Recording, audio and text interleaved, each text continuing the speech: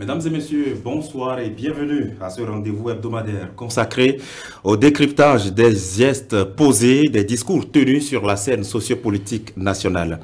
Alain Onrola, désormais préfet du département du Littoral, le désormais ancien ministre de la Communication et de la Poste, a été porté à la tête de cette préfecture avec bien sûr d'autres nouveaux préfets qui ont également été promus dans d'autres départements. La décision a été prise à l'occasion du Conseil des ministres tenu ce mercredi 2 juin 2021. C'est ainsi alors que Bienvenue Milorin du parti Mouel Bénin prend les rênes du département du Mono et Marie Akpotroso du parti UDBN prend donc la tête du département de l'Ouémé. À noter que la plupart des anciens préfets qui étaient restés en fonction jusque-là ont été maintenus à leur poste. Entre stratégie politique et recherche d'efficacité sur le terrain, comment analyser ces castings faits par le président de la République? La question est au cœur de ce débat. Mais avant de procéder à ces différentes nominations, qu'il vous souvienne que le président Patrice Talon avait lui-même prêté serment le dimanche 23 mai dernier. Un moment solennel au cours duquel il a déclaré devant le peuple et le monde entier d'ailleurs que, je cite, « ce mandat sera donc hautement social ». Fin de citation. De quel social parle-t-il concrètement? Dans la mesure où, d'ailleurs, dans le premier quinquennat, son gouvernement s'était employé à rectifier la conception populaire de ce mot social. Et comment ce mot sera donc décliné maintenant dans ce nouveau mandat pour le bonheur des populations? Nous ferons aussi le débat ce soir. Et avec moi en plateau, Agapit Napoléon Baforican. Bonsoir. Bonsoir Gilles Chris, bonsoir à tous les internautes de la TV. Merci infiniment d'être venu. Vous êtes expert électoral, vous êtes consultant politique, un journaliste évidemment. Vous êtes directeur de la chaîne de télévision privée E-Télé et aussi vous êtes directeur général du groupe de presse Le Matinal. C'est un plaisir pour moi de vous recevoir. Le plaisir partagé, merci beaucoup. Nous devrions aussi recevoir sur ce plateau en face de vous Boris Tougan qui est journaliste, analyste politique, mais qui finalement ne s'est pas présenté sur ce plateau et donc pour nous accompagner dans cette émission et sauver les meubles. Arnaud Deguenon, bonsoir à vous. Bonsoir Gilles Chris. Vous êtes un journaliste de Bénin Web TV évidemment. Voilà, merci d'avoir accepté de partager avec nous ces moments de télévision. C'est un plaisir. Le plaisir partagé. Alors, je le disais à l'instant, après son départ du gouvernement de Patrice Talon, Alain Onrola, qui est désormais préfet donc du département du Littoral, il a même déjà pris fonction. Cela a été notamment fait à l'occasion du Conseil des ministres, je veux dire sa nomination. Agapit Napoléon Baforican, la nomination de Alain Onrola en tant que préfet du département du Littoral aujourd'hui constitue-t-elle une promotion ou plutôt une rétrogradation? Alors, je vais vous dire ce que j'ai déjà dit sur d'autres plateaux, c'est une reconnaissance de cette qualité. Promotion ou rétrogradation, non, c'est pas en ces termes, puisque nous sommes tellement nombreux, et vous savez combien de personnes aspirent à être préfet. Demandez le nombre de dossiers envoyés dans les officines des partis politiques, et vous verrez bien que c'est une grâce pour Alain Onrola, c'est une promotion, c'est une reconnaissance de ses efforts. Et donc, voilà, si c'est à cette question. Mais il a quand même porté la parole de tout un gouvernement. Exactement. Alors, donc, justement, il a porté la parole. Maintenant, il représente tout un gouvernement dans la grande ville de Cotonou. Sous un autre ministre désormais. Absolument, qui fut son collègue, mais ça ne change pas grand-chose. En disant ça, je vais aller un peu plus loin maintenant. Oui. La fonction du préfet. Je pense que nous, on n'arrive pas encore à cerner la valeur. C'est l'une des fonctions, l'une des hautes fonctions de l'administration, le préfet.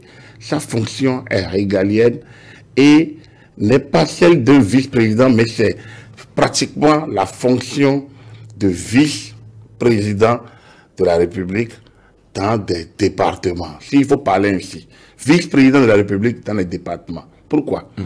Le préfet est le dépositaire de l'autorité de l'État dans le département, comme le chef de l'État est le dépositaire de l'autorité de l'État dans le pays. Le préfet est l'unique représentant du gouvernement dans le département, le représentant du gouvernement dans le département, et donc le représentant individuel des ministres.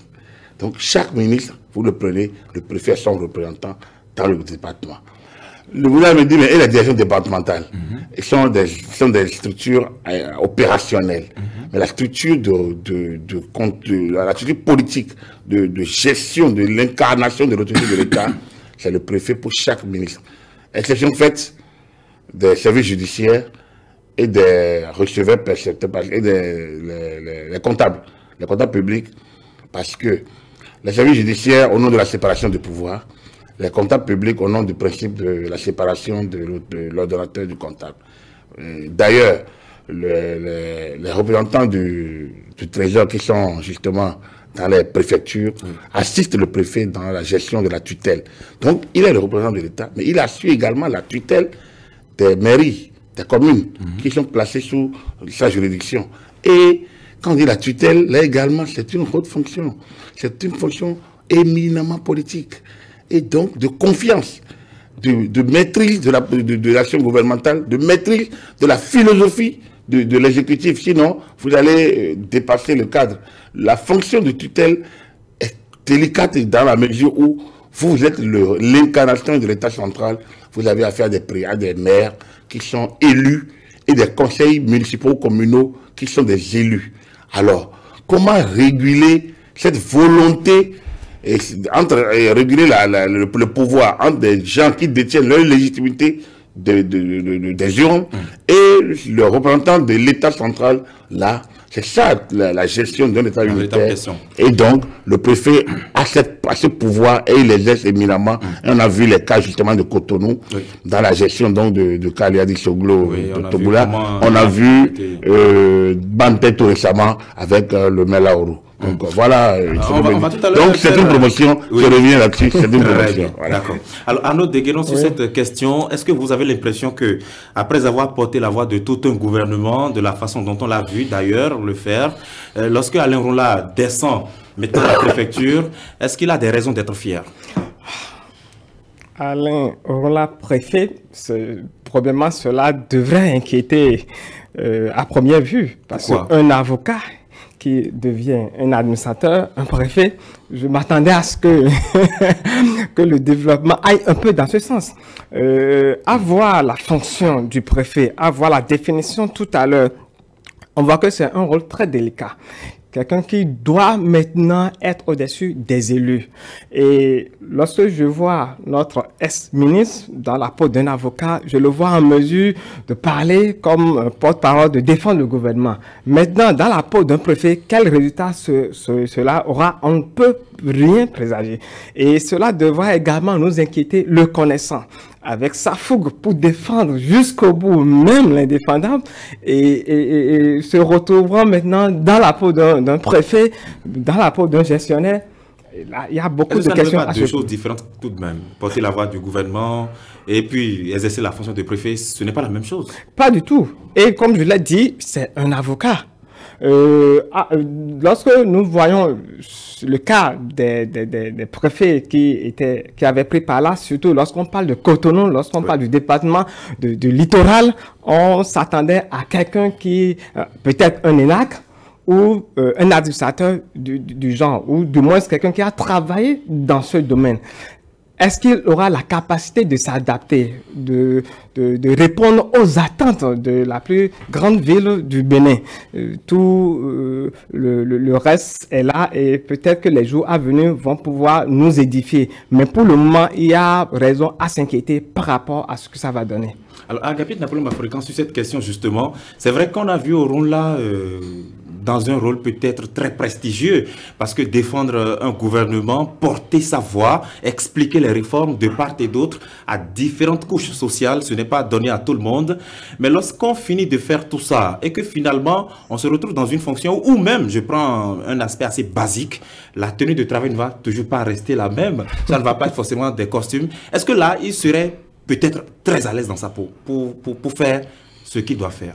N'oubliez pas qu'il portait la robe de l'avocat. Bien sûr. Donc, de la robe de l'avocat à l'uniforme, comment on l'appelle, du préfet, à la tenue régalienne du préfet, il n'y a pas de différence. C'est des postures. Vous savez, peut-être que vous êtes un peu jeune, excusez-moi, mais sur le PPB, ces fonctions-là étaient, je ne sais pas tout le monde, presque enseignants, militaires, gendarmes, un peu de tous, instituteurs. Et ça fonctionnait. Vous savez, l'administration, c'est quoi? C'est votre intelligence, plus des règles, c'est un peu on applique un certain nombre, c'est comme les formules mathématiques. Vous les mettez à leur place, il y a des cadres pour vous y aider, vous avez l'intelligence et le discernement, et vous vous en sortez.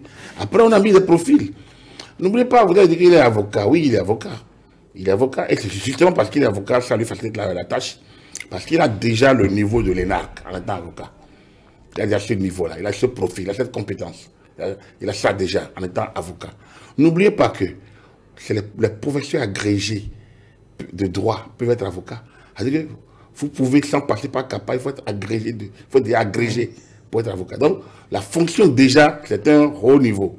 Déjà, par rapport à sa qualification, à ce qu'il fait. Ensuite, ici, il ne s'agit pas de porter la parole. C'est autre chose. Voilà. Et un avocat est procédurier pareil. En tout cas, si vous êtes avocat, vous n'êtes pas procédurier, vous devez passer à côté.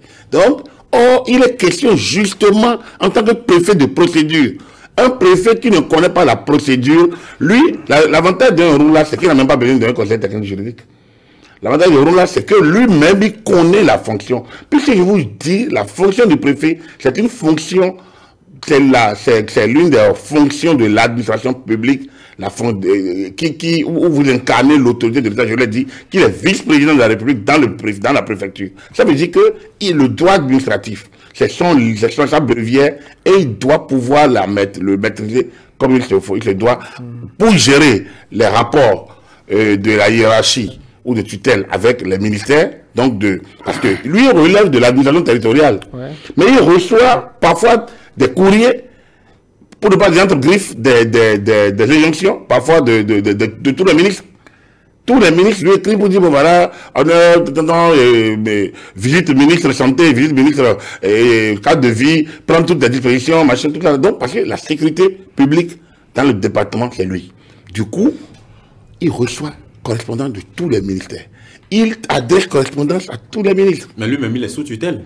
De l'administration territoriale. Et ces courriers doivent passer nécessairement par la... C'est-à-dire que quand il envoie, il doit faire ampliation. Quand les collègues de l'administration territoriale envoient au préfet, ils doivent en faire ampliation à l'administration territoriale. Il a une tutelle qui est le ministre de l'administration territoriale. Donc, mais comme je l'ai dit, vous ne voyez pas que un tel personnage n'est pas des moindres. Est-ce que vous avez suivi régulièrement le ministre Jean-Claude Kodja et le préfet Jean-Claude Kodja depuis... Vous voyez sa posture avec le ministre. Il les accompagne partout. Donc il connaît, c'est lui la première autorité du département. Et il connaît donc pratiquement les projets sectoriels.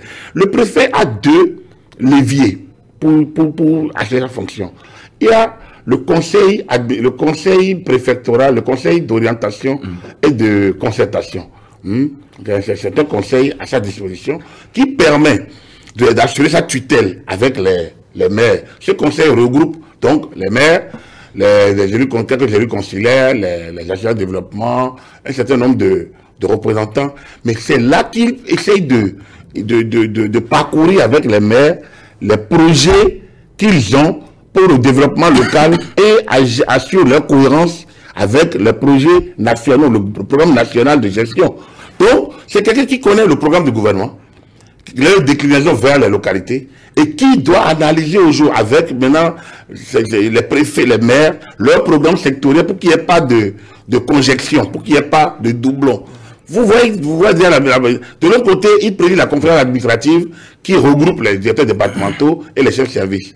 Donc, d'un côté, il gère la présidence de l'État central et la présidence de l'exécutif. De l'autre, il gère les relations fonctionnelles avec les maires. Quand on dit ça, je continue de vous dire, Orunla, qui a été porte-parole du gouvernement, porte-parole du gouvernement, maintenant il ne porte plus la parole, mais il porte l'autorité du gouvernement, la présence du gouvernement. Avant, il avait la parole. Aujourd'hui, il a la présence. La présence, la prestance, la gestion. Je ne pense pas qu'il y ait une grande différence. Il doit apprendre à se taire un peu plus. Okay. Et c'est sûr qu'un avocat, il a appris à se taire. Puis dans le prétoire, l'avocat, ce n'est pas celui qui parle le plus. il écoute, on lui donne la parole, il parle, il se tait, il écoute. Il écoute aussi. Voilà. D'accord. Ah non, justement, le département du littoral a une particularité. Il se confond avec une commune tout entière. Voilà. Quand on dit littoral, on dit en même temps Cotonou. Et on se souvient encore du préfet qui a quand même précédé Alain Oronla. C'était le préfet Modeste Toboula, dont finalement la communication a été un peu particulière. Est-ce qu'aujourd'hui, l'arrivée de ce nouveau préfet-là, qui lui a été quand même un membre du gouvernement, est-ce que ce n'est pas un challenge pour lui, un défi? Il faut avouer que c'est un grand défi dans deux sens. Premièrement, à voir ce que l'ex-préfet Modeste Toboula avait eu à réaliser, et deuxièmement par rapport à la communication. Les choses ont évolué. Passif au sein de l'opinion. Exactement, les choses ont évolué. N'oublions pas que au temps de Modeste Toboula, bon, il n'y avait pas cette communication au niveau du gouvernement. On ne communiquait pas pour autant. Actuellement, les choses ont vraiment évolué et il a ce devoir non seulement d'être à la hauteur, sinon plus que ce que Modeste a fait, mais d'être en contact avec la population. L'ex-préfet Modeste Toboula a eu à réaliser des choses, beaucoup de choses, mais au niveau du contact, au niveau de la communication, au niveau de la relation qu'il doit avoir avec ses administrés, il y a eu un problème. Ce qui fait qu'il y avait l'intention de bien faire, mais il y avait l'incompréhension par rapport aux actes, par rapport à la perception qu'on a de lui. Et on voyait dans le temps un préfet gendarme, un préfet qui vient pour casser. Il a donné l'image d'un préfet pour casser et on collait l'image là à tous les autres préfets. Et quand on dit Toboula, c'est celui qui vient pour casser. Donc Oronla a ce devoir de revoir l'image qu'on doit avoir par rapport à l'autorité. Autre aspect, n'oublions pas que lorsqu'on parle de littoral, on parle de Cotonou, qui est la ville où règne beaucoup plus l'indiscipline. Donc, il doit exercer l'autorité, mais également aider les administrés à pouvoir respecter l'autorité. C'est les deux. Très bien. Alors, au plan politique, avant peut-être de boucler le chapitre sur Alain Oronla spécifiquement, on voit que Alain Oronla du parti Bloc républicain, il va, si on dit les choses telles qu'elles sont, superviser un maire qui est du parti Union progressiste et lui-même, il est directement sous la tutelle d'un ministre qui est du parti du Renouveau démocratique. Est-ce qu'au plan politique, il n'est pas pris entre peut-être, est-ce qu'il n'est pas dans un étau là, Agapit Napoléon Afrique? On parle pas de partis politiques. C'est une direction, on parle de gouvernement, on parle pas de partis politiques. Il y a parfois certaines... Non, du tout. Je pense que, comme je vous l'ai dit, c'est des procédures. C'est des procédures et moi ce qui me rassure, c'est le président Talon. On n'est pas... Il a le premier conseil des ministres, pas de clientélisme. Et quand c'est dit ainsi aussi clairement, et pour le premier quinquennat, vous avez, enfin, pour moi personnellement, qui ne connaissait pas la personnalité, j'avoue que le premier quinquennat m'a permis de comprendre quand même que nous avons affaire à un homme qui sait où il va et qui se donne les moyens d'aller où il veut aller. Donc, du coup, pas de clientélisme. Que direz-vous du ministre de la décentralisation qui est PRD, minoritaire au gouvernement, et qui n'a aucun maire et qui doit diriger 117 maires par ailleurs. Donc, quand vous regardez, il n'y a aucune différence. Le risque que Oronla pourrait avoir, et c'était là où je n'avais pas chuté tout à l'heure, le risque, c'est de vouloir faire comme Toboula. Il ne peut jamais faire du Toboula. Parce que Toboula s'est comporté en exécutif, en opérationnel. Le préfet ne s'occupe pas du développement. Le préfet ne construit pas les routes. Le préfet ne donne pas de l'eau potable. Le préfet n'a pas cette fonction. Le préfet supervise, coordonne au nom de l'État les services de l'État, justement, qui le font. Donc, il faut faire et aller constater. Et le meilleur préfet dans ce cadre, c'est le préfet du Borgou. Parce que, avec Charles Toko, maire de Parakou, dans le quinquennat précédent, et le préfet Ebama Cissé, vous allez voir, il lui est resté dans sa fonction de préfet, enfermé dans les limites de la préfecture et dans les fonctions, dans l'encadrement de sa fonction. Et Charles Toko, maire de la ville de Parakou, a pris beaucoup de risques que Toboula prenait plutôt à Cotonou en tant que préfet, mais que lui prenait à Parakou pour faire changer les choses, bousculer et changer l'état de la ville. Lui, voilà la différence entre les deux préfets. Je pense que Oronla a intérêt plutôt, enfin, si j'ai un conseil à donner, je ne sais pas si je suis qualifié, mais c'est plutôt rester dans l'encadrement de la fonction, ce qu'il doit faire. Il ne lui appartient pas. Mais au nom de l'ordre public et de la sécurité, du pouvoir des gens à sécuriser, si la mairie ne le fait pas, il y a la fonction de substitution. C'est-à-dire que l'exercice de la tutelle lui donne les moyens. Il exerce sa tutelle par voie d'approbation, d'annulation ou de substitution. Ça veut dire qu'il y a des actes du maire qu'il doit approuver dans un délai donné. Le budget, les missions, un certain nombre de situations, donc il doit les approuver. Les sanctions au personnel de la mairie, donc un certain nombre d'actes qui sont prévus dans les lois de la décentralisation, il doit les approuver. Donc le préfet, autorité de tutelle, doit les approuver, mais dans un délai. S'il ne les approuve pas, au-delà du délai, le maire enclenche. Mais il peut ne pas les approuver, les annuler. Donc, deuxième moyen de tutelle, l'annulation, voie d'annulation. Et alors, et le troisième, c'est la voie de substitution. Il se met à la place du maire. Exactement, il se met à la place du maire quand il constate que le maire ne fait pas ce qu'il doit faire pour l'exercice du bien collectif, du service, pour la présence du service public. Et donc, c'est au nom de la continuité du service public qu'il exerce cette fonction ce pan. Il enclenche cette voie de tutelle qui est la substitution. On a l'impression, que j'ai, c'est que Modeste Toboula s'est comporté comme un préfet de l'ancien système où on n'avait pas encore la décentralisation. S'est comporté comme un préfet qui l'a substitué carrément au maire de la ville et l'a fait du travail. Donc, aujourd'hui, lui ne peut plus faire ça. Donc, quand les gens disent, bon, il va développer, il va faire sinon, c'est pas son développement, c'est pas lui, il ne peut pas développer. Il peut instruire le maire. Or, le maire a son plan de développement local. Donc, du coup, le conseil départemental, le conseil d'orientation et de concertation permet qu'ils harmonisent leur vision, puisque de toute façon, à ce conseil, sera avec le seul maire de Cotonou, plus les autres composants du conseil. C'est l'occasion pour eux de vider un certain nombre de malentendus s'il y en avait, pour qu'il y ait harmonie entre eux. Donc, UPBR, c'est une affaire, c'est quand même la majorité présidentielle. Tout à fait. Quand vous même reconnaître qu'il y a quand même des querelles de même à l'interne donc, du coup, il faut être, vous savez que vous vous exercez autour d'un chef pour le bien de l'État. Vous êtes en mission pour l'État, pas pour les partis politiques. Vous êtes cadre d'un parti, mais vous êtes en mission pour l'État. Donc, du coup, je pense que c'est des gens suffisamment intelligents pour pouvoir s'en sortir. Je sais que le maire Atropos n'est pas un va-t-en-guerre. C'est un type, quelqu'un de très arrondi, qui sait franchement... Avec un tempérament assez calme. Calme, exactement. Donc, du coup, Oruna, je ne le connaissais pas aussi... Énergique. Je ne le connais pas aussi brutal, aussi frontal. D'accord. Donc, moi, j'ai plutôt l'impression, personnellement, je peux me tromper, que ça se passera très bien. D'accord. Alors, Arnaud, justement, en voulant peut-être combler le vide de certaines préfectures qui étaient jusque-là vacantes, jusque-là, le chef de l'État a fait certaines nominations. Il a même remplacé quelques préfets. Mais lorsque le président de la République a rendu public la liste des membres de son gouvernement, c'était en fait directement un constat, c'est qu'il y a certains partis politiques qui ont clamé leur soutien à son action, qui l'ont même soutenu, qui ont fait campagne pour lui, et qui ne se représentaient pas au gouvernement. Je vais clairement citer Moël Bénin, UDBN, par exemple. Mais là, on se rend compte que Moël Bénin, à travers Bienvenue Milorin, dirige maintenant la préfecture du Mono. Et puis, Maria Potrossou, pardon ? Ah oui, du Mono. Du Mono, tout à fait. Et puis Maria Potrossou est à la tête du département de l'Ouémé.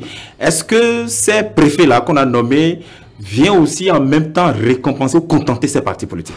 Je pense qu'il y a un des partis qui a refusé, qui a dit qu'il n'y a pas de l'eau de consolation, qui n'ont rien fait pour espérer de l'eau de consolation.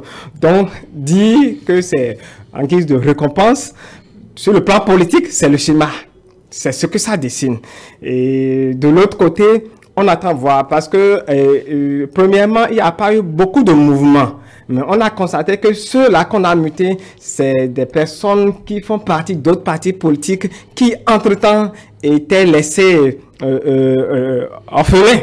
Donc, on attend voir ce que cela va donner dans les jours à venir. Mais à première vue, il s'agit peut-être pour le chef de l'État de permettre à ces personnes d'être toujours avec lui, qu'ils se sentent à l'aise qu'ils sont avec lui. Mais autre chose, ce qui est peut-être bien, parce que ce n'était pas d'ordinaire, on a constaté que malgré que cela soit un autre quinquennat, beaucoup de préfets n'ont pas été mutés.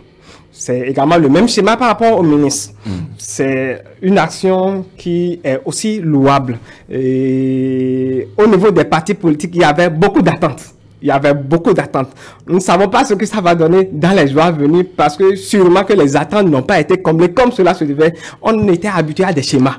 On était habitué à des formules, ce qu'on n'a pas eu. De clientélisme politique, peut-être. Exactement, parce qu'on a œuvré, on a mouillé le maillot. Donc, après les résultats, il va falloir être invité à la table. Tout à fait. Agapit Napoléon Maforican, lorsque le gouvernement a quand même été constitué, qu'on a rendu public la liste, certains observateurs étaient peut-être presque déçus de constater que ne serait-ce que les différents partis politiques qui ont mouillé le maillot, si on peut employer ce terme comme cela, pendant la campagne, n'ont pas forcément été représentés au gouvernement. Est-ce que là maintenant on a réglé ce compte politiquement? Là, c'est le consultant politique qui parle. Oui, ce qu'on a réglé. Mais vous savez, le président Talon a réussi l'exploit, de se mettre au-dessus de tout. Oui. Le président Talon a réussi l'exploit de se mettre au-dessus de toutes les contingences. Ça, c'est son actif. Sinon, l'opération, elle est... Est-ce que ça ne crée pas des grincements de dents tout de même? Ne lui en déplaise. Qu'est-ce qu'il peut faire? C'est là le problème. Qu'est-ce qu'il peut bien faire? Vous savez, la politique, c'est l'art de savoir...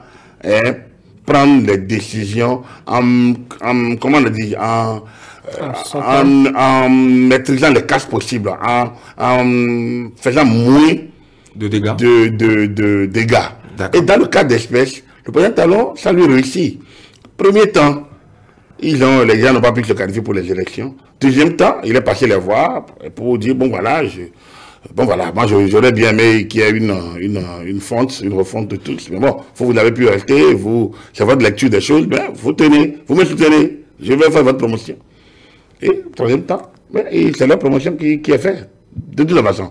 Parce que vous soyez maire, que vous soyez préfet ou que vous soyez ministre, vous êtes appelé à la gestion des affaires de l'État. Je vous l'ai dit, pour moi, l'écart entre le préfet et le ministre, c'est vraiment à un détail près. C'est juste le détail de ne pas participer au conseil des ministres et d'avoir une tutelle qui est ministérielle. Sinon, honnêtement, la fonction, elle est presque ministérielle. Donc, je pense que je n'ai pas compris pourquoi les partis refusent de dire qu'on ne les a pas récompensés. C'est une récompense. C'est une récompense. Pour moi, j'estime que lorsqu'on est militant, les partis politiques ne sont pas là pour les beaux yeux de quelqu'un. C'est ça. Les partis politiques animent la vie politique. Et conquérir, exercer le pouvoir. Conquérir, exercer leur fonction, c'est conquérir, exercer. Donc, ils ne sont pas membres de la majorité pour tenir les derniers rôles. Et donc, ils aspirent aussi à être appelés à la gestion de l'État, à l'exercice. Moi, je dis toujours, peut-être que je ne suis plus dans le cas, j'étais militant de la politique à un niveau donné, peut-être que je vais reprendre, peut-être que je ne le reprendrai pas. Mais si je suis militant, si je reviens à la base du militant, et je milite, c'est certainement pour exercer des fonctions. Maintenant, il appartiendra à celui qui est qualifié pour nommer de penser que je peux exercer ou je ne peux pas exercer. On est dans deux rôles différents, donc dans deux fonctions différentes. Lorsque ça se croise, et j'espère, il me nomme, mais je le remercie pour la reconnaissance à un citoyen parmi tant d'autres que je peux exercer telle fonction. Et le meilleur remerciement, c'est d'assumer avec responsabilité et surtout lucidité et efficacité. Mais je ne peux pas dire que c'est mes compétences seulement qui ont fait qu'on m'a nommé. Je ne suis pas le seul compétent, je ne suis pas le seul qualifié, je ne suis pas le seul. Donc, il est évident qu'il y a un volet politique dedans, et le volet politique, c'est l'appartenance à la majorité de ces partis. Donc, il ne faut pas que le moins doit remercier, il le fait d'ailleurs. L'UDBN a fêté toute la soirée, il était présent. Après, leur ministre, le ministre PRD, le préfet Moël ou UDBN sont des préfets de l'État. Et le ministre est même le ministre de l'État. Il dépend d'un gouvernement dont le chef n'est pas Adrien Ngwedi, mais Patrice Talon. Donc, c'est à lui de savoir être membre d'un gouvernement, solidaire des actes de gouvernement, avec l'obligation de réserve dont il est chargé, et de toujours incarner le militant du PRD qu'il est, ou de Moël ou de UDBN qu'ils sont. Donc voilà. Mais est-ce que ce n'est pas quand même des récompenses à minima, juste le minimum? Non, je veux dire que le président Talon s'est mis au-dessus. Et lui, on est dans une forme de transition. À mon avis, je l'ai toujours pensé, dit, que les réformes font qu'il est à la tête vraiment d'un groupe en transition, d'un Bénin en transition. Et donc, il est adoubé. Tous les partis, tous les blancs qui le soutiennent, comprennent l'objectif et subissent à la limite les contraintes de l'objectif. Est-ce qu'ils sont contents? Pas évident. Vous avez vu ce qui s'est passé lors des élections communales, où des majorités homogènes dans une commune n'arrivent pas à trouver qui va être le chef. Tout simplement parce que chacun aspire à des responsabilités, c'est normal. Et je vous ai dit, mais si vous voulez savoir le nombre de personnes qui souhaitaient bien être préfet, vous comprendrez que vraiment tout le monde veut. Mais à partir du moment où le choix est fait, vous parlez de partis là, sont très contents qu'on ait maintenu les anciens ministres et qui sont là et ils n'ont pas pu. Non. Justement, c'est pour ça que je demandais si ça ne va pas quand même engendrer des grincements dedans. Beaucoup de gens auraient aimé quand même. C'est pas chef d'État, c'est l'autre parti qui est élu. Donc, ils ont quand même travaillé pour lui. C'est sûr, donc ils continuent à travailler pour lui. Et donc ceux qui sont au gouvernement sont des gens de leur parti. Parce qu'ils ont fondu tout pour créer de ces partis-là. Vous y étiez, vous avez suivi quand même la création de ces deux grands blocs. Tout à fait. Donc, c'était des gens qui étaient dans d'autres conglomérats. Oui. Alors, aujourd'hui, ils sont autour de lui, membres du BR, ils sont autour de lui, membres de l'UP. Ils ne peuvent pas, ils sont membres, donc les gens ne peuvent pas dire, ôtez-vous que je me mette. C'est là que sa logique dit, je ne suis pas dans le clientélisme. C'est là que, c'est ça qui donne tout le sens à ça. C'est pas la logique des marchandages politiques. Le marchandage politique n'est pas si mauvais. C'est ça la démocratie. Et dans les grandes démocraties, vous allez voir un petit parti qui a à peine 10 députés, 12 députés, mais qui marchande sérieusement.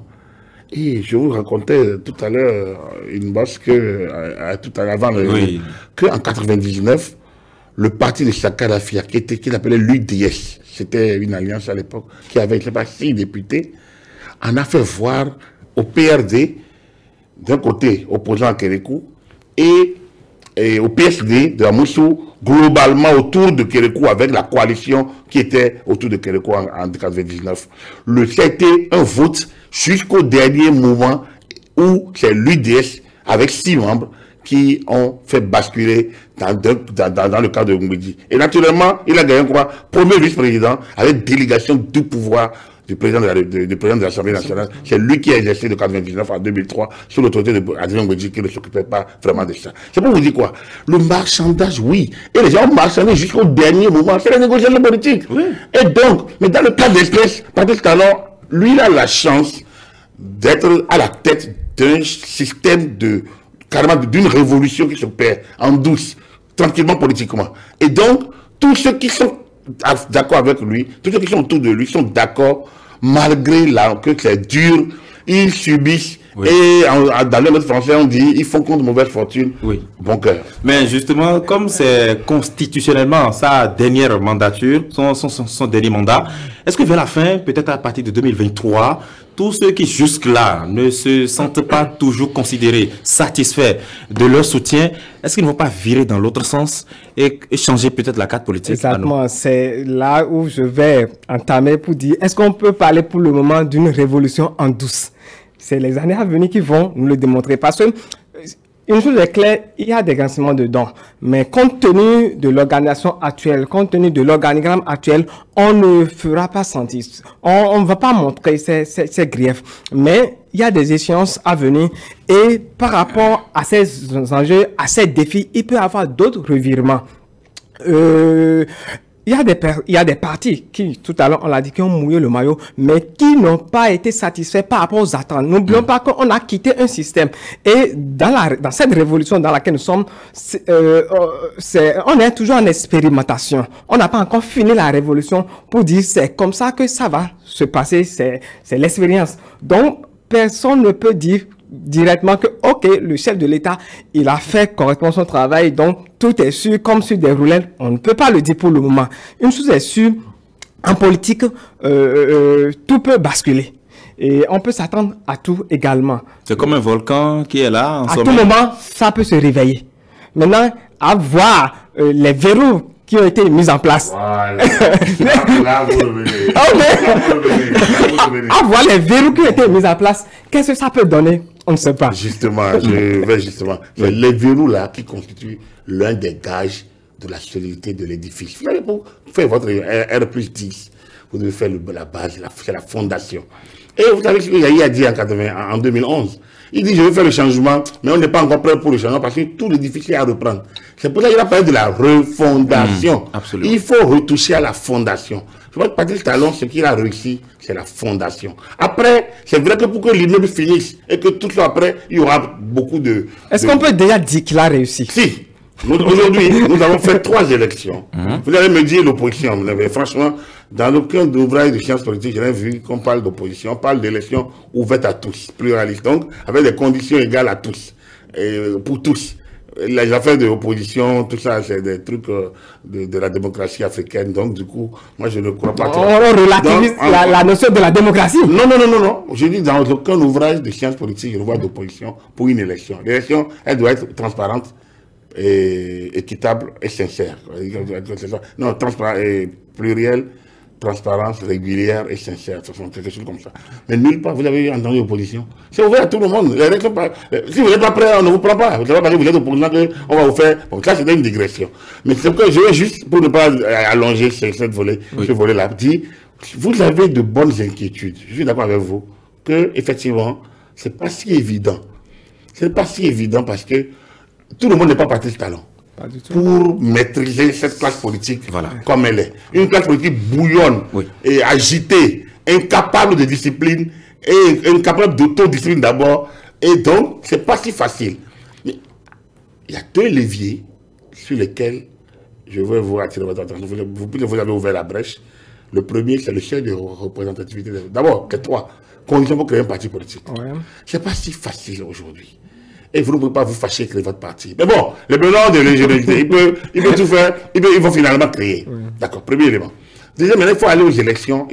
Si vous n'arrivez pas à aller à un certain nombre d'élections, vous ne pouvez pas valider votre... Donc vous allez disparaître. Or, pour valider votre élection, il faut un seuil national de représentativité de 10%.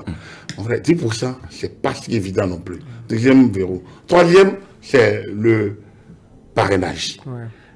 Vous ne pouvez pas aujourd'hui être un parti qui aille à la présidentielle si vous ne pouvez pas être parrainé. Donc, quand vous mettez le tout ensemble, c'est quand même un minimum qui permet que les gens soient obligés de discuter et de rester ensemble. Le terrain est bien balisé. Le terrain est assez balisé, pas bien. Puisque vous savez, c'est des œuvres humaines. Elles sont sujettes. C'est ce que j'allais dire. Elles sont quand même pas les hommes qui font tout ça. Elles sont sujettes à... Et les hommes aussi évoluent. Exactement. Mais au moins pour un temps. D'accord. Pour un temps. On aurait mieux fait que 90. De 90 à 2016-2018, je pense que l'édifice tel qu'il est aujourd'hui est beaucoup mieux basé qu'avant. Maintenant, il appartiendra à ceux qui vont suivre de consolider ou de le détruire. Mais s'il le détruisait, je ne sais pas où on irait. Donc c'est pour dire, je pense qu'on est sur la bonne voie. Il appartient aux autres d'accorder ce qui est mal fait. Mais l'édifice, pour moi, la base, elle est solide. Voilà. D'accord. Arnaud, vous voulez compléter quelque chose? La base, elle est solide. Comme je l'ai dit, ça serait peut-être aller trop vite, conclure maintenant que la base est solide. Vous l'avez eu à le dire, tout le monde n'est pas Patrice Talon. C'est... leaders de partis politiques qui sont là, ils sont appelés à diriger. Lorsque le chef qui a orchestré tout ce mouvement ne sera plus là, est-ce que leur leadership sera à la hauteur de quadriller le mouvement en griffe d'indiscipline qu'on observait? Donc, pour le moment, il y a toujours l'inquiétude qui demeure. Parler d'une base solide, j'attends voir. D'accord. Mais en fait, dans l'absolu, vous savez, notre constitution, même celle de 90, non révisée, a balayé le terrain pour que le chef d'État gouverne sans parlement. Vous savez, dans l'absolu, quand vous êtes élu président de la République, vous n'êtes pas tenu d'avoir une majorité pour passer 5 ans. Vous êtes tenu simplement d'être élu régulièrement conformément à la Constitution. Et lorsque vous prenez serment, vous devenez le chef maître à bord. C'est quand vous voulez revenir que vous êtes obligé de faire le jeu des politiques. Si vous ne voulez pas revenir, vous avez tous les leviers pour gouverner. Ça rappelle le diagnostic fait par le candidat Patrice Talon. Exactement. Exactement. Vous n'avez même pas besoin de soumettre les institutions si vous ne voulez pas revenir.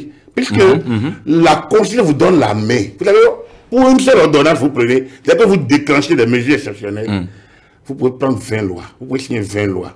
Vous pouvez signer 50 lois. Seul. En ordonnance. Ça devient des ordonnances. C'est là qu'à l'époque, les gens disent que cette constitution est dangereuse. Le PCB avait combattu le projet.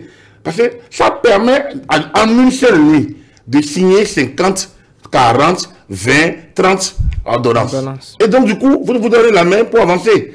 C'est pour dire qu'en réalité, est-ce que c'est la démocratie? Peut-être un passage en force, mais le 49+1 est français. C'est aussi une sorte de passage en force, même si on n'a pas la même culture. C'est pour vous dire quoi? Notre constitution est outillée pour que chacun fasse son job. Donc, le président de la République, une fois élu, à la main. Ce que crée Patrice Talon aujourd'hui, c'est que la force reste aux partis politiques. Je pense que, même s'il est difficile, et comme je dis, nous sommes des humains, il peut y avoir des imperfections, mais c'est déjà mieux un peu comme c'est fait qu'avant. Maintenant, une fois un président de la République arrive, même s'il dit au parti de proposer 3, il propose 3. Il prendra un des 3 peut-être ou 2. On n'a jamais exigé à quelqu'un de prendre les 3. Donc, du coup, il est toujours le dernier maître à bord. Okay. D'accord. Je voudrais vous ramener quand même dans un fait très actuel. C'est la révocation du maire de Banté, par exemple, Edmond Babalekon Laourou, qui n'est plus maire depuis ce mercredi. En tout cas, le Conseil des ministres a constaté ou a révélé le constat fait par les autorités de ce que depuis le 13 avril, ce maire ne se présentait plus à la mairie. Il aurait donc refusé de répondre aux différentes invitations du préfet, qui est autorité du tutel d'ailleurs, afin de pouvoir faire le bilan de sa gestion sécuritaire dans ce département. On se souvient des manifestations préélectorales des 5, 6, peut-être 7 avril 2021 dans cette commune.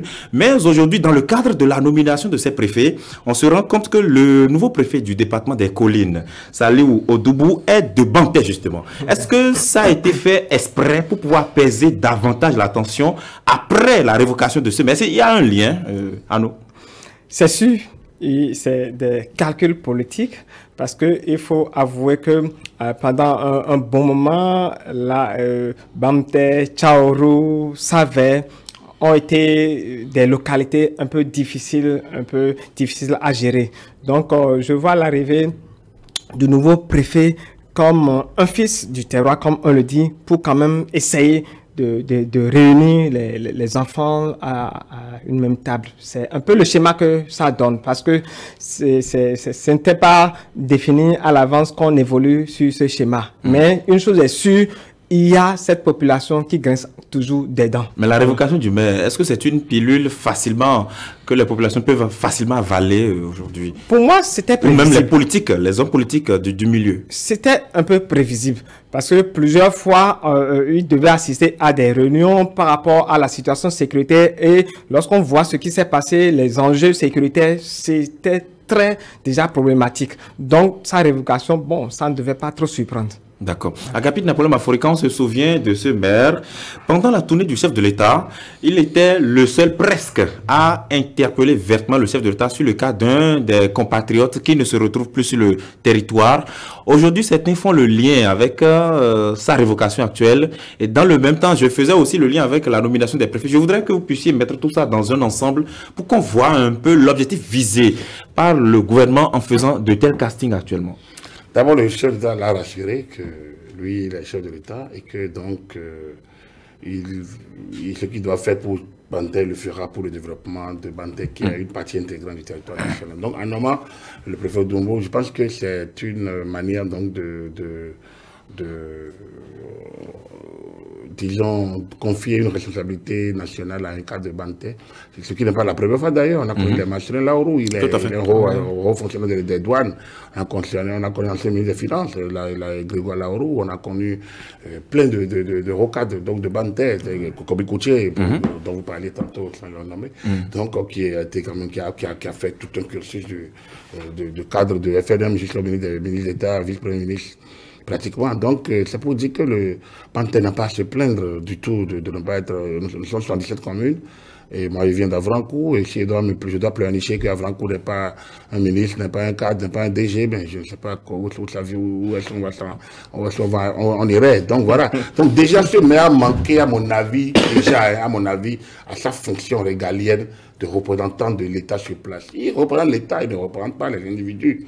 Et donc, déjà, mais je trouve que le chef d'État a été suffisamment calme et responsable en lui répondant. Mais là, on peut dire, c'est un maire qui veille sur sa population et donc qui se plaint pour un de ses grands frères, ancienne autorité. Donc ça encore, je comprends que le chef d'État ait pu donner sa réponse calmement. Mais après, vous êtes maire, je vous ai parlé de la tutelle. Le maire, quand vous acceptez d'être maire, vous devez comme maîtriser le système de la décentralisation. Moi, je peux être maire de l'opposition sans avoir aucun problème avec ma tutelle et faire mon opposition. Dans le contexte actuel. Je suis un maire politique. Le maire n'a pas de camp. Le maire est un maire de développement et donc n'a pas de position. L'homme politique peut être opposant. C'est ça que les gens ne savent pas faire. Un maire ne peut pas être opposant ou être majoritaire. Il est le maire, donc c'est le représentant de l'État sur place. Il doit faire le travail purement en fidélité avec les lois. Le militant politique peut être opposant. Et donc, sur les questions politiques, je fais de l'opposition. Sur les questions purement techniques du développement. Alors donc, rendre compte de la situation sécuritaire, tous ceux qui sont en Banté ne sont pas de même camp. Les FCBE n'ont pas eu 100% en Banté. Donc, il y a des BRAU, UPAU. Même si c'est un défaut. Mais une fois qu'ils ont eu, ça veut dire que Banté n'est pas 100% FCBE. Du coup, le maire est le maire de tous les fils de Banté et filles. Donc, il a manqué en ne dérogeant pas aux injonctions de compte rendu. Il a manqué à une de ses fonctions de maire. Et donc, en la matière, les procédures ont été progressives. Mais dans le même temps, n'oublions pas que la criette aussi lui avait adressé des convocations après. Justiciable. C'était peut-être pas parce qu'il craignait quelque chose. C'est son droit de crainte. Bon, il a pris la décision qui lui plaisait, qui en son âme et conscience, mais ce faisant, il a libéré sa fonction, sa place de maire. Au même moment, le maire de Savé allait, il est un maire FCBE. Il a été interpellé, il a allé à la criette, il est retourné chez lui. Bon, j'ai lu qu'il a dit la procédure se poursuit. Donc, je pense que chacun doit être responsable de ses actes. Si vous êtes autorité, moi je dis toujours, Jonathan Gossou, le jour où je le verrai, le grand frère que j'aimais bien, je n'ai pas compris qu'en 5 minutes de la justice, on vous convoque et vous disparaissez, député de la République, et que vous criez dehors. Pour moi, il y a des choses, moi je préfère subir, affronter, répondre de ça, et donc, de l'intérieur, on peut combattre. Donc, comment vous allez disparaître en 5 minutes de la justice? Et vous pourfendez, vous tapez sur l'image du pays dehors, c'est pas responsable. Parce que vous n'avez été garde de sceaux. Dans le même temps, chacun a le droit d'avoir ses positions. Vous avez soumis d'autres à votre autorité. Je suis d'accord avec lui. Il est libre. Là, il n'y a pas de souci. Mais moi, il donne mon point de vue. Oui, je le verrai, je le lui dirai. Je dis que c'est quelqu'un pour qui j'avais beaucoup d'admiration et de respect. Le respect, il aura toujours. L'admiration a un peu baissé. Parce que mais comme vous l'avez dit, il a droit. Mais il a droit, vous voyez, ce faisant, il crée des situations. Le maire Laourou aurait pu aller à la criette. Si on le garde, d'autres sont là-bas. Ce n'est pas la fin du monde. S'il est assez jeune, il y aura... Rien n'est plus précis que la liberté, dit-on. C'est pas aussi facile de se laisser comme ça. Et pourtant, les prisons sont construites et les prisons ne sont pas africaines. Voilà. Oui, mais dans le même temps, ce n'est peut-être pas parce qu'il craint que la machine judiciaire soit un rouleau compresseur en sa défaveur. Franchement. Donc, soyons sûrs de... Vous savez, nous sommes tous les justiciables. Je disais sur un plateau, quand j'ai commenté le code pénal de Procès Jobbenou, le code pénal, il a publié. Et les versions relues, complètes, les versions commentées. Oui, commentées. Que vous savez, le droit pénal nous poursuit partout. Là, on est trois. Tout se passe très bien ici.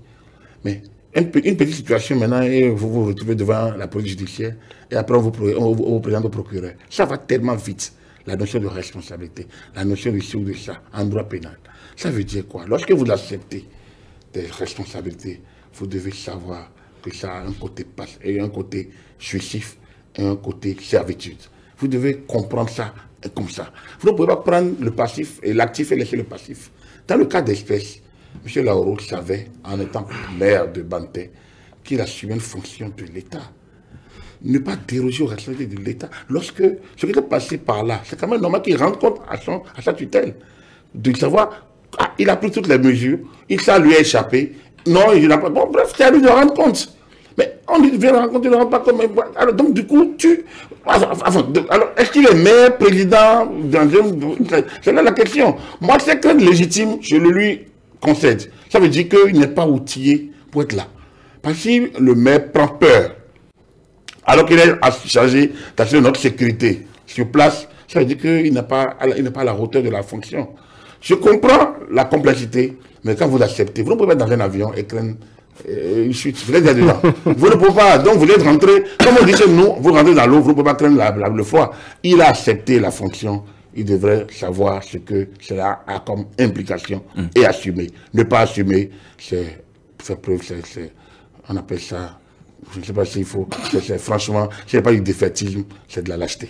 Est-ce que ce dossier est définitivement derrière nous? Est-ce qu'il y aurait peut-être une suite d'une manière ou d'une autre? Est-ce que vous voyez le maire chercher à peut-être réagir, peut-être par voie judiciaire ou etc. etc.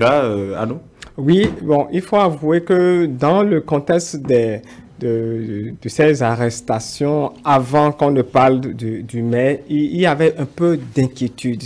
L'atmosphère était un peu tendue. Donc, ces craintes pouvaient être justifiées. Il y avait eu des arrestations. Il y en a eu beaucoup. Et surtout dans sa localité. Donc, appeler le maire et comme notre aîné le dit, qu'il aille directement se présenter, vraiment, il va falloir faire preuve de beaucoup de courage. Comprenons que le contexte dans lequel nous parlons était un peu délicat et était vraiment sensible et les personnes les moins soupçonnées étaient banalement dans les mains de la justice et on s'inquiétait. Voilà, donc c'est possible qu'il ait les arguments pour se défendre, c'est bien possible, mais peut-être qu'il a également manqué d'un peu de courage, peut-être également il ne faisait pas confiance à l'appareil judiciaire qui était en place et qui vraiment ramassait tout ce qui était sur son passage. Donc, du coup, vous demandez, il a passé. Sur son passage, je dis. Donc, dans ce contexte, il avait déjà imaginé des choses, il s'est déjà donné... Il s'est fait des films. Exactement. Donc, le schéma pour lui était déjà tout tracé. Faut pas se jeter dans la gueule du loup aussi facilement. Ou peut-être qu'il te reprochait des choses. C'est également possible. D'accord. C'est bien possible. Très bien. Voilà. Alors, je nous propose qu'on puisse réfléchir un peu sur le concept du social. Le chef de l'État a dit le 23 mai dernier que le second mandat sera, je le cite, hautement social. Et cet adverbe hautement fait déchaîner les passions depuis quelques jours, qu'il a été quand même employé dans cette phrase et par le président de la République. D'abord, une question très basique. Agapit Napoléon Maforican, qu'est-ce que le social finalement? Ah oui, c'est la grande question que tout le monde se pose. Moi, c'est vrai, je ne suis pas économiste, mais je le décline simplement à ma manière. Pour moi, lorsque vous avez une lecture micro-économique de la gestion, vous êtes dans le social. Et lorsque vous avez une lecture macroéconomique, vous n'êtes pas trop social. Vous êtes beaucoup plus dans les agrégats.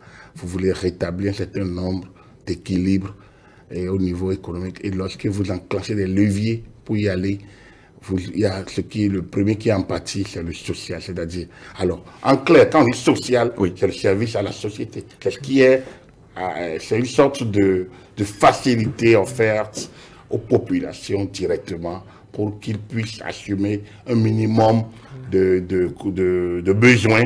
On parle des 5 besoins fondamentaux. On parle d'objectifs de développement, des objectifs, les ODD, des objectifs de développement durable. On parle de minimum social commun dans l'autre camp, en ce temps-là. Donc, tout ça là, c'est pour assumer tout au moins le minimum des besoins dont nous avons besoin. C'est ça, à mon avis, lorsque l'État met en place des mécanismes pour que vous ayez facilement accès à ces besoins minima, on peut dire que ce gouvernement est social. À mon avis, c'est ma lecture. Lors du mandat passé, il y a certains hommes politiques, disons presque tout l'appareil du chef de l'État, s'est employé à marteler que le social n'était pas forcément, ou n'est pas, le fait qu'on puisse distribuer de l'argent. Et le chef de l'État l'a expliqué à plusieurs reprises. Lui-même, à l'occasion de sa tournée, il a encore dit à Bomé, notamment, que ce qu'on qualifiait de social, c'était la circulation de l'argent volé. Je le paraphrase et je le traduis. Et aujourd'hui, si l'argent volé ne circule plus, et que finalement, on veut quand même atteindre ces objectifs-là, assurer un minimum de bien vivre aux populations, comment on pourrait y arriver à nous? Je pense que le message de social dont parle le chef de l'État, bon, pour moi, est un peu politique, c'est un message politique. Le social, là encore, il va falloir redéfinir parce que la notion du social du béninois est je suis très sûr, différent de ce que le chef de l'État met dans social. Quand vous parlez de social, c'est que on est là et puis on a à manger chaque matin, on a à manger chaque soir, exactement. Mais lorsque on voit ce que le chef de l'État disait avant ce quinquennat du social, pour lui, c'est parce que avant l'argent circulait comme cela ne se devait pas. C'est pourquoi aujourd'hui on dit qu'il n'y a pas de social. Donc comme je l'ai dit, pour moi c'est un message purement politique. Et il serait un peu difficile de dire qu'on va faire du social dans la mesure où il y a déjà beaucoup de tasses qui ont été greffées à beaucoup de choses dans le pays. On a élevé un peu le niveau de certaines choses. Lorsque vous prenez un simple citoyen qui a un véhicule, dans les années 2000, il n'a pas les mêmes contraintes que le citoyen d'aujourd'hui. Donc, est-ce que du coup, on va enlever cette tasse, on va relever le niveau de cette tasse? Non, je ne pense pas, pas du tout. Et comme je l'ai dit, il va falloir expliquer. Lorsque vous prenez les voies qui ont été tracées, on va s'attendre à ce que au niveau des loyers, que cela augmente. Est-ce que l'État va faire sortir des lois pour interdire cela? J'attends voir. Donc, c'est pas dire, je suis en face d'un message purement politique. Purement politique. On ne sait pas réellement ce que ça va donner dans le véhicule commun des Béninois. Il y a beaucoup de gens qui espèrent que on va dire la tension économique, j'emploie ce terme comme cela, ou la pression économique baisse un peu. Mais déjà, lorsque ces derniers jours, on entend par exemple à l'occasion du Conseil des ministres que le gouvernement va mettre à la disposition des populations des poubelles homologuées à 25 000 francs CFA l'unité par exemple, ou encore lorsqu'on entend qu'à compter de l'année prochaine, chaque citoyen aura l'obligation de souscrire à une assurance maladie de façon obligatoire, les gens se disent, mais est-ce que c'est ça le social qu'on annonçait ou c'était peut-être de l'ironie à la fin? Vous savez, c'est complexe. Lorsque le gars a faim, c'est difficile de lui parler. Absolument. Ventre affamé n'a point d'oreille. Voilà. Sinon, vous savez, tout à l'heure, il parlait, on a dit que l'argent circulaire. Nous tous, à une certaine d'années de service, nous savons comment ça fonctionnait. Moi, on a des amis politiques qui, avant, vous le croisez, quand même la main en poche, vous avez 20 000, vous avez 50 000, les week-ends, bon, si vous déclinent 50 000 par-ci, par-là, ça permet de passer un bon soir. Donc, du coup, la vendeuse, la dame du bar, elle tient son compte. Tout à fait. Et la dame de Gary, parce que quand la tenancière de bar prend celle qui vend du Gary dans le quartier, bref. Vous voyez, donc ça descend vers tout le monde. Mais quand l'argent que tu gagnes facilement, là, ne vient plus, l'argent que, avec des primes non, les primes fantaisistes, le truc de corruption, CSA, prévarication ici, tout ça là, quand ça ne vient plus, comment tu vas t'en sortir? Ton salaire, juste quand tu fais le point, alors que tu as déjà vécu 10 ans au-dessus de tes moyens, c'est difficile. C'est ça l'argent qui n'a pas. Tout le monde est content d'avis. Tous ceux qui sont autour du chef d'État aujourd'hui ont fait les 10 ans de Yahi. En tout cas, la plupart, pas les jeunes qui sont venus de l'extérieur, les Wadaï, non, on parle pas d'eux. On parle de, voilà, des grands politiciens autour, tout ça là. Ils étaient avec Yahi. Ils savaient comment ça fonctionnait. Les microcrédits au plus pauvres, les gens ont pris. Ils n'ont jamais rendu, rencontré, d'ailleurs, des grossistes qui ont pris de l'argent, ils n'ont jamais fait le point. Et aujourd'hui, vous voyez comment ça se passe. Pour partager, il faut d'abord produire le laboureur de ses enfants, la cigale et la fourmi. Donc, vous ne pouvez pas partager ce que vous n'avez pas, sauf d'aller quémander. Cette année, on a organisé les élections avec nos propres moyens. Pendant le Covid, les Blancs, enfin, les partenaires ont voulu repousser la dette. Ouais. Le chef d'État dit non, c'est pas la bonne solution. Les contingents, il faut connaître pour aller jusque là et les confondre. C'est pour vous dire quoi? Pour rebâtir ce qui est détruit, il faut du temps, il faut des sacrifices. Et ce qui a été fait, sans doute pendant les 5 années. En tout cas, c'est le constat que moi j'ai fait en analysant. Je ne suis pas au gouvernement, je ne suis pas dans les officines, mais j'analyse. J'analyse depuis 20 ans, j'analyse toujours. Et je vois, on a vu Yahi, on était tout heureux de le voir travailler. Mais à chaque fois, c'est comme une sorte de reprise. On lance, vous l'espérez, et ça revient encore en arrière. On lance, ici, on était au début dubitatif, mais lorsque le monsieur, il change les préfets, il nomme les 12 préfets, il dit, ah, c'est possible. Donc, lorsque on lance l'asphaltage, on a dit, mais il va trouver l'argent où? 2 ou 3 ans après, vous voyez des choses sortent du terre, vous dites, mais donc c'est possible. C'est vrai, pour ça, il y a eu des casses sociaux, des casses sociales, des sacrifices.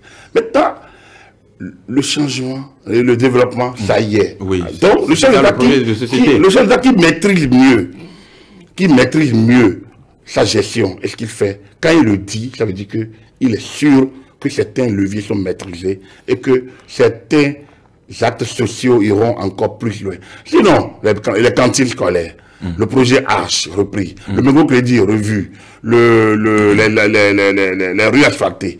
Même vous avez une moto, vous roulez sur une voie pavée, c'est pas la même chose que vous roulez sur une voie bitumineux. On est d'accord, oui. Totalement. Donc, quand on fait tout le point, le gouvernement, les 5 ans n'étaient pas moins en pleine de projets sociaux. Mais si le président dit plus de social, hautement social, ça veut dire qu'il a eu une idée, qu'il a d'ailleurs décliné un peu dans son discours, un certain nombre de services.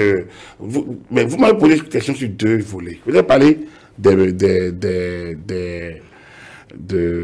poubelles homologuées. Ce n'est pas un individu qui est obligé d'acheter une poubelle à 25 000 et ce n'est pas non plus une poubelle achetable tous les mois ou tous les ans.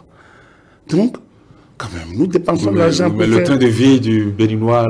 Allez faire le tour de nos villes, de nos contrées le week-end et vous allez voir le train de vie dans les cérémonies ruineuses d'enterrement, de débit d'alcool qui fluent et vous allez voir que nous avons besoin vraiment, si c'est 5 000 que un ménage, enfin, une maison où il y a 5 ménages, ça veut dire que 5 000 par personne. Rien ne dépasse plus pour aller honorer en termes d'uniforme et de l'argent de l'enveloppe qu'on donne un week-end pour aller honorer les décès. Dans le même temps, il y a des gens qui manquent du minimum. Non, il n'y a pas, je vais vous dire une chose. Oui.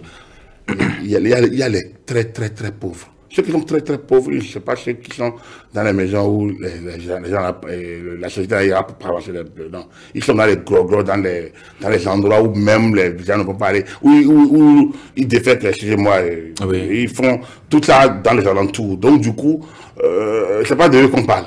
Les plus pauvres, c'est pas d'eux. Ceux dont on parle de ceux qui vivent au cœur de la ville, et c'est pas eux les plus pauvres.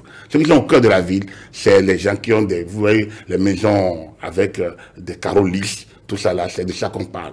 Et quelques fonctionnaires qui sont en location, où ils peuvent sortir 7 000 x 3, 21 000, ils vont peut-être faire 8 000 x 4, 8 500 pour avoir, ou alors le propriétaire le fait. Ça dépend de comment. Bref, c'est pour dire qu'en réalité, c'est pas encore le plus grave. Puisqu'on n'a pas obligé, on a donné simplement un format. Il peut acheter à 25 000 là, comme il peut aller acheter ça ailleurs. Ou en tout cas, le standing, le format est donné. Ils peuvent aller acheter ça où ils veulent. Et d'ailleurs, qu'ils respectent les normes du format. Je pense que c'est important que les gens le sachent. Et par contre, le projet d'assurance, attention, ça profite aux plus pauvres. Ça, c'est l'une autre version du projet H. C'est une des déclinaisons du projet H. Et je pense que c'est une révolution dans le domaine de la santé et c'est vraiment, je pense que c'est le projet le plus, je pense que c'est la première annonce, à mon avis, du grand social. Parce que c'est hautement social. Vous ne pouvez pas imaginer ce que c'est pas dans nos centres de santé où la dame va accoucher et on le bloque parce qu'elle n'a pas l'argent pour payer. Aujourd'hui, avec la police d'assurance, que le gouvernement va plafonner. Ça va être plafonné. J'ai lu, il y a un chiffre, mais comme je ne sais pas si je vais annoncer. Mais donc, du coup, c'est à la portée du minimum. Et les plus pauvres sont pris en compte déjà dans le projet H. Je pense que quand vous allez lire cette loi et vous faites expliquer réellement le contenu et les déclinaisons, je pense que les gens vont applaudir et des pieds, des mains, de la tête, en espérant que ça aille exactement comme conçu. Parce qu'il y a drame social en matière de santé. Et ça, lorsque vous assurez la santé, vous assurez une bonne partie de votre vie. L'hôpital de référence d'Abomey-Calavi, c'est quand même à 2 pas de nous. Avant, c'est les élites qui sont évacuées. Ce que nous gagnons dans la maîtrise de l'évacuation sanitaire, vous et moi, quand on pourra maintenant assister à cette police d'assurance, on peut aller dans cet hôpital de référence. Je pense que quand on garde notre calme, il y a vraiment des raisons d'espérer. Et la jeunesse, vous êtes beaucoup plus jeune que moi. Vous y croyez fortement? Moi, j'y crois parce que j'ai connu les 30 derniers ans. J'ai connu l'étape du PRPB, j'ai grandi sous, où nous croyons à la révolution. Et était émulation, était tout. Et puis, j'ai connu les 30 dernières années, c'est-à-dire 90, 80, maintenant 90, 2000, où si on enlève les 4 années de talent, mais c'est dramatique. C'est dramatique à bien des endroits. Je vous jure, en tant que chroniqueur, j'ai écrit à plusieurs niveaux. Je peux retrouver mes écrits d'il y a 10 ans, 15 ans. C'est dramatique. Et puis, subitement, l'éclaircie commence à venir. Quand on ne l'espérait plus, moi je dis, j'y crois. Je peux être naïf, mais j'y crois fortement. Depuis 4-5 ans, je ne suis pas déçu de mes certitudes, enfin, de mes illusions. Mais vos espoirs aussi. De mes espoirs, c'est ce que vous êtes. Merci. Je ne suis pas déçu de mes espoirs. Et j'espère que vous-même, vous ne serez pas déçus. Et quelques incrédules encore, 2 ou 3 ans, ils vont être encore plus, ils vont commencer par y croire, parce que beaucoup de choses vont changer du point de vue social. Très bien. On va finir, Arnaud, des signes d'espoir. Oui, on voit notre aîné déjà qui voit la lumière au bout du tunnel. Donc, on ne peut qu'espérer. Une chose est sûre. C'est positif. Voilà, c'est positif. Une chose est sûre, on a vu des éléments. Mais comme je l'ai dit, avec les politiques, il faut également faire preuve de beaucoup de prudence. Et vous avez raison. Et il y a un message politique qui est toujours derrière, qui est chaque fois derrière, et parfois les attentes sont, on est pris au dépourvu, on se dit, ah mais tu te dis pourquoi j'y avais cru. Donc on espère que réellement on aura du social. Merci infiniment à vous, Arnaud Degueno de Bénin Web TV. Merci infiniment à vous, Agapit Napoléon Maforicain, expert électoral, consultant politique, journaliste de surcroît, l'un des doyens. Je suis vraiment un journaliste. Voilà, justement.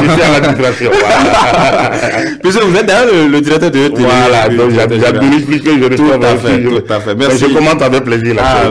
Merci infiniment d'être venu partager avec nous ces moments. Un plaisir, oui. Et c'est aussi un plaisir pour nous de vous avoir, de savoir que vous nous avez suivis de bout en bout. On va donc vous souhaiter une agréable semaine de travail et à la semaine prochaine. À très vite.